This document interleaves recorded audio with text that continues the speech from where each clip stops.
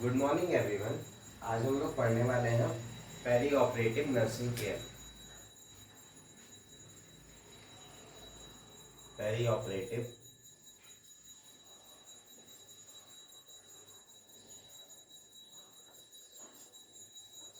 Nursing care. तो सबसे पहले देखते हैं पेरी का मतलब क्या होता है। पेरी मतलब कि ऑपरेशन के पहले, बीच में, बाद, यानी कि इसके अंदर तीनों आ जाएगा हमारा। Pre operative, intra operative, post operative.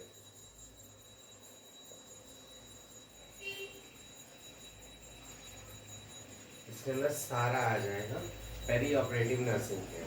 तो ये क्या है, इसकी डेफिनेशन होगी, देखिए, care provided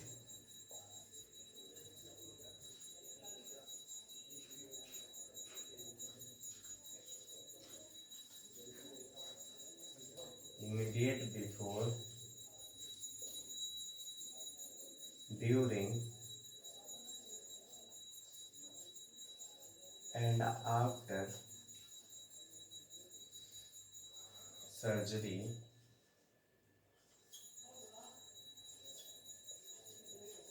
by nursing staff। तो यानी कि पेरी ऑपरेटिव नर्सिंग केयर का मतलब होता है care provided immediate before, during and after surgery by nursing staff. अब इसके बाद हम देखते हैं preoperative nursing care.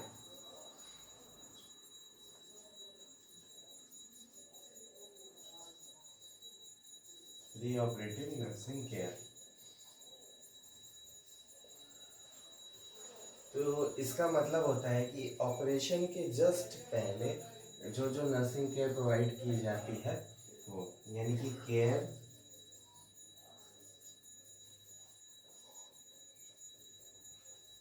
Provided before and surgery और ऑपरेशन, यानी कि इंट्रा ऑपरेटिव केयर हमारी सर्जरी से पहले दी जाने वाली जो नर्सिंग केयर होती है उसे कहते हैं। ठीक, तो इसके अंदर हम देखते हैं क्या क्या केयर प्रोवाइड की जाती है। सबसे पहली होती है असेसमेंट करते हैं,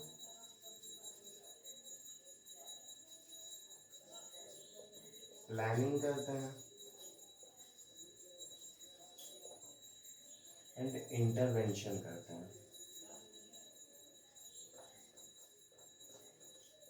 ठीक, असेसमेंट करते हैं हम पेशेंट का, प्लानिंग करेंगे उसकी सर्जरी का, और इंटरवेंशन करेंगे, यानी कि जो भी मेडिकेशन देने होते हैं हमें वो। दूसरा है हमारा, यहाँ पे हिस्ट्री कलेक्शन करेंगे, नर्सिंग स्टाफ पेशेंट की हिस्ट्री कलेक्शन करेंगे, फिजिकल असेसमेंट करेंगे,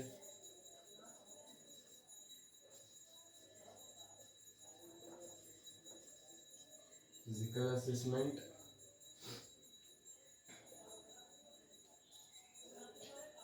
तीसरा है हमारा असिस्ट करेंगे वाइटल साइंस, और बाकी जितनी भी हमारी हिमेटोलॉजिकल रिपोर्ट्स होती हैं, यानी कि ब्लड रिपोर्ट्स होती हैं, उसका कलेक्शन करेंगे, वायरल मार्कर्स करेंगे। ठीक, हमारा ईसीजी करेंगे कि कोई हार्ट की, तो हार्ट रिलेटेड प्रॉब्लम नहीं है पेशेंट को, नहीं तो वो सर्जरी के टाइम पे ज़्यादा प्रॉब्लम क्रिएट हो जाएगी। यूरिन एनालिसिस करेंगे, यूरिन एनालिसिस यूरिन एनालिसिस करेंगे, चेस्ट एक्सरे करेंगे कि कोई इसको रेस्पिरेटरी प्रॉब्लम तो नहीं है। ये सारी हम कलेक्शन करेंगे रिपोर्ट्स का। फिर उसके बाद है हमारा फोर्थ पॉइंट, एजुकेट करेंगे पेशेंट को, एजुकेट करेंगे पेशेंट को और उसके अटेंडेंट को, यानी कि जो जिसके रिलेटिव्स होंगे, attendants about the surgery,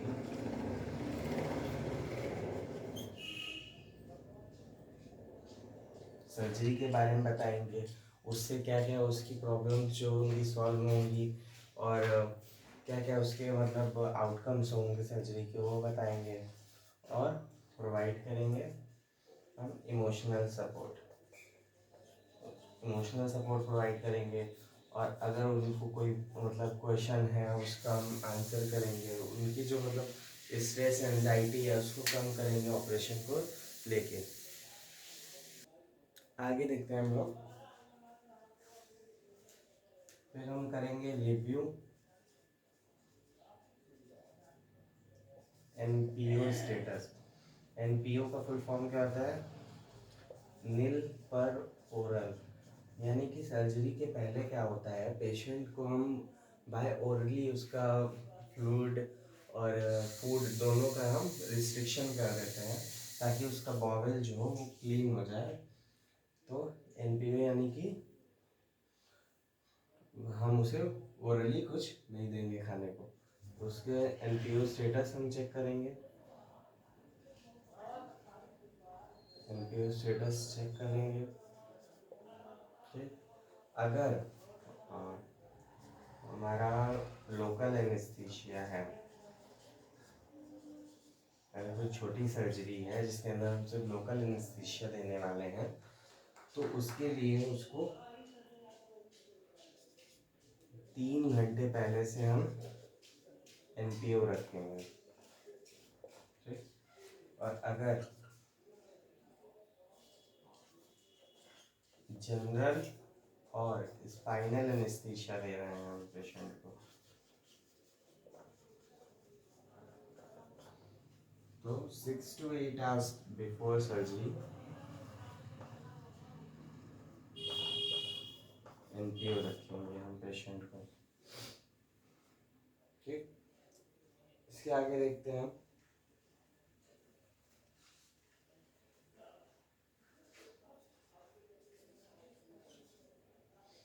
give laxative at night, यानी कि जो ओरली हम सिरप पिलाते हैं ताकि उसका जो स्टूल है वो हमारा स्मूथ हो जाए, रात को उसको सिरप को देंगे, और एनीमा प्रोवाइड करेंगे उसको हम इन मॉर्निंग, मॉर्निंग या बिफोर सर्जरी 20 बॉवल। ठीक है, ये सब हो गया। फिर ओटी में आने से पहले, ठीक, ओटी में आने से पहले हम क्या क्या कर लेंगे, इन्फॉर्म्ड कंसेंट ले लेंगे। ये बहुत ज़रूरी डॉक्यूमेंट होता है सर्जरी के बिफोर, हम उस पर साइन ले लेंगे पेशेंट की अगर रिक्वायरमेंट है तो, नहीं तो उसके अटेंडेंट की। और ये इन्फॉर्म कंसेंट जो है, ये अगर हम अटेंडेंट से ले रहे हैं तो ये नहीं कि हम बहुत दूर के रिश्तेदार से ले लें उसकी इन्फॉर्म कंसेंट, नहीं, हम उसके जो क्लोज रिलेटिव हैं यानी कि ब्लड ब्लड रिलेशन जिससे है उससे हम इन्फॉर्म कंसेंट लेंगे।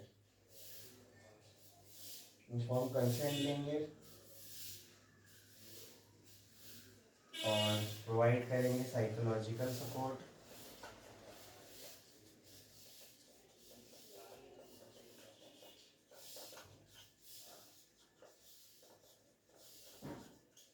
साइकोलॉजिकल सपोर्ट प्रोवाइड करेंगे। फिर देखते हैं हम प्रिपेयर करेंगे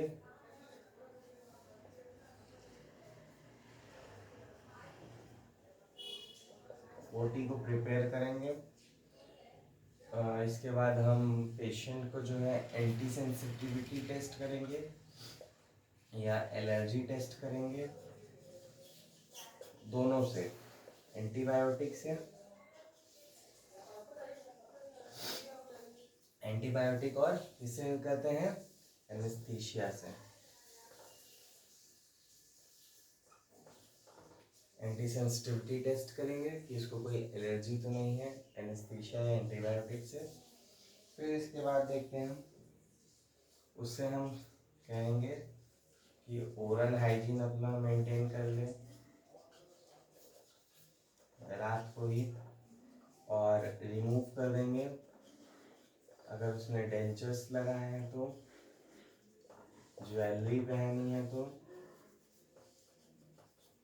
डेंचर्स, ज्वेलरी, और भी अगर कोई मतलब बैंगल्स पहना है हाथ में, बैंगल्स हो गया, इयररिंग्स हो गई, ये सारी चीज़ों को रिमूव कर देंगे। और उसे हम उसे क्या कहेंगे हम कि वो अपना हॉस्पिटल गाउन पहन ले, हॉस्पिटल गाउन पहन ले, और जिस तरह मतलब जिस साइड की सर्जरी होनी है उस हिसाब से वो अपना ड्रेसअप होके आएगा।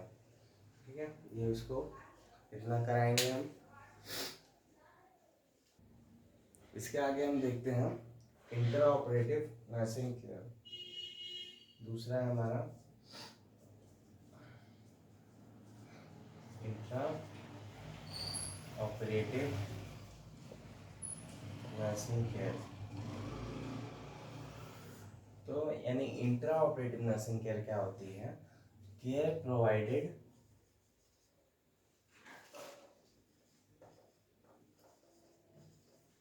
ड्यूरिंग सर्जरी, यानी कि सर्जरी के टाइम पे जो हम केयर प्रोवाइड करते हैं पेशेंट को, उसे हम कहते हैं इंट्रा ऑपरेटिव केयर। तो इसमें क्या होता है, दो तरह की हमारी नर्स होती हैं, there are two types of nurse in OT. OT के अंदर दो नर्स होती हैं, पहली होती है हमारी scrub nurse.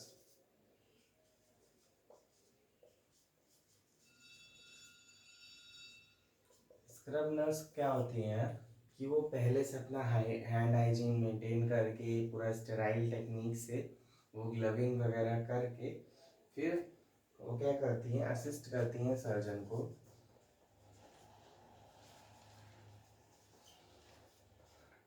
Assist surgeon during surgery by passing equipments.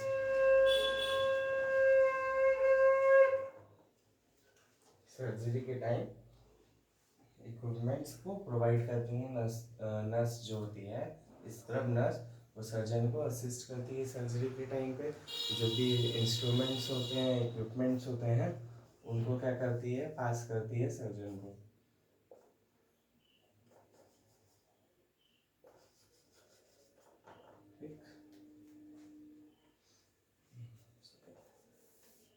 Instrument,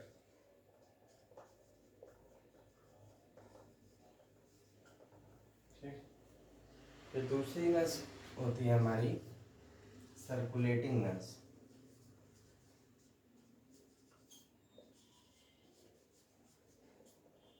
circulating नस का क्या काम होता है कि ये जो होती है पूरा ओटी को चेक करती है, बाहर अंदर घूमती रहती है मतलब, और वो देखती है सारे मतलब जो पेशेंट आते हैं ओटी में जाने से पहले उनका जो एंटी सेंसिटिविटी टेस्ट हो गया या इंट्रा लगाना हुआ, बॉटल कनेक्ट करनी हुई, ये सारा काम सर्कुलेटिंग नर्स करती है। तो हम इसको देखते हैं अच्छे से।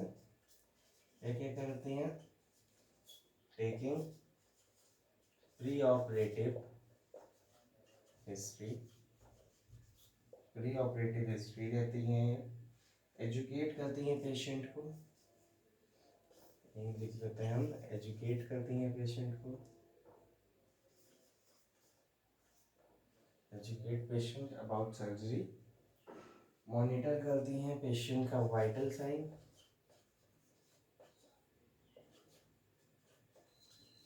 वाइटल साइंस को,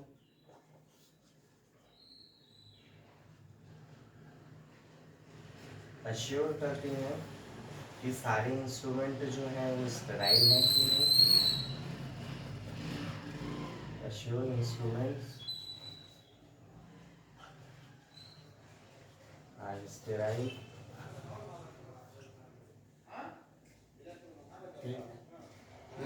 क्या करती हैं और चेक करती हैं कि ओटी के अंदर जितने भी रिक्वायर्ड इंस्ट्रूमेंट्स हैं वो अवेलेबल हैं और वो सही से फंक्शन कर रहे हैं कि नहीं।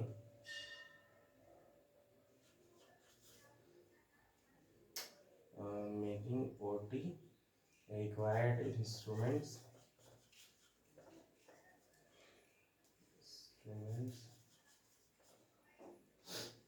available and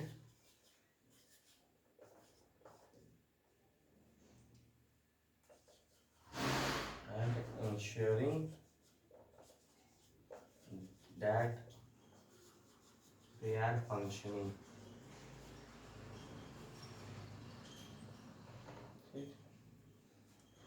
हम चेक करती हैं कि वो सही से इंस्ट्रूमेंट अवेलेबल हैं, वो अच्छे से फंक्शन कर रहे हैं कि नहीं। इंट्राऑपरेटिव के अंदर ही एक और पॉइंट है कि जो नर्स होती है वो कैलकुलेट करती है, calculate blood loss by considering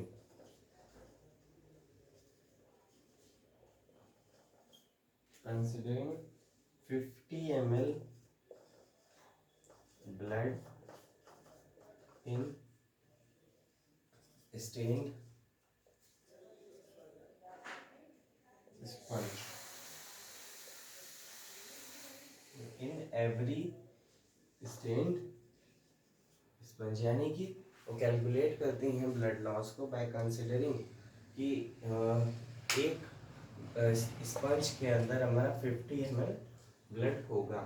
इसके आगे हम देखते हैं पोस्ट ऑपरेटिव नर्सिंग केयर। इसके आगे देखते हैं हम पोस्ट ऑपरेटिव नर्सिंग केयर, यानी कि केयर प्रोवाइडेड, इसका मतलब है care provided after surgery. Surgery के बाद जो केयर प्रोवाइड की जाती है उसे पोस्ट ऑपरेटिव नर्सिंग केयर कहते हैं। ये डिवाइड होती है 3 पार्ट में, 3 पार्ट्स में। हमारा पहला है immediately after surgery.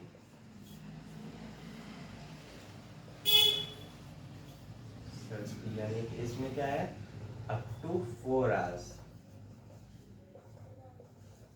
Up to 4 hours क्या होता है, पेशेंट एडमिट होता है, admit patient in post anaesthesia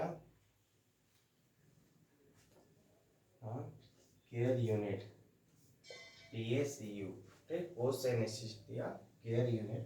तो इसके अंदर क्या करते हैं, उसके हम इंटेंसिव मॉनिटरिंग करते हैं। जैसे हमारा जो मॉनिटर्स होते हैं उसको अटैच करके उसको प्रॉपर हम चेक करते रहते हैं, यानी कि provide intensive care after multi system observation, multi system observation, यानी कि रेस्पिरेशन भी चेक करते हैं, हार्ट रेट भी चेक करते हैं, टेम्परेचर भी चेक करते हैं, ऐसे करके मल्टी सिस्टम ऑब्जर्वेशन करते हैं।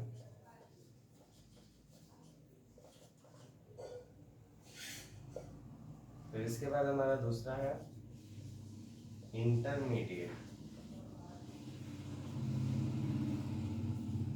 इंटरमीडिएट आफ्टर सर्जरी या इंटरमीडिएट केयर आफ्टर सर्जरी। ये टाइम पीरियड होता है, time between 4 hours to 24 hours.